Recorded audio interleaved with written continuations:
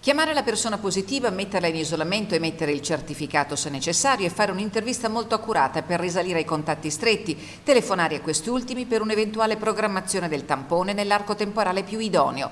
È l'elenco delle attività svolte da inizio pandemia dal personale della centrale operativa di contact tracing attiva al San Martino di Belluno, che nelle scorse settimane ha rischiato di andare in sofferenza in concomitanza con l'arrivo della seconda ondata della pandemia e che in questi giorni è stata affiancata da un gruppo di giovani medici neolaureati. Una task force che abbiamo chiamato MedFast, Med Giovani Medici, tutti medici in attesa di entrare nella scuola di specializzazione, laureati da poco, giovani assunti con un contratto libero professionale proprio emergenziale Covid, creando una stanza, una piccola centrale operativa nella quale questi giovani colleghi effettuano entro 24 ore, al più tardi un giorno e mezzo, due, una telefonata a tutti i positivi. Un'intuizione felice che agevola la fatica, impegnata e consapevole in un momento di difficoltà del territorio, della regione, del paese, che fa guadagnare tempo prezioso per il tracciamento dei contatti stretti e garantisce in tempo reale l'apertura della pratica di quarantena. C'è questo grande impegno sul tracciamento fatto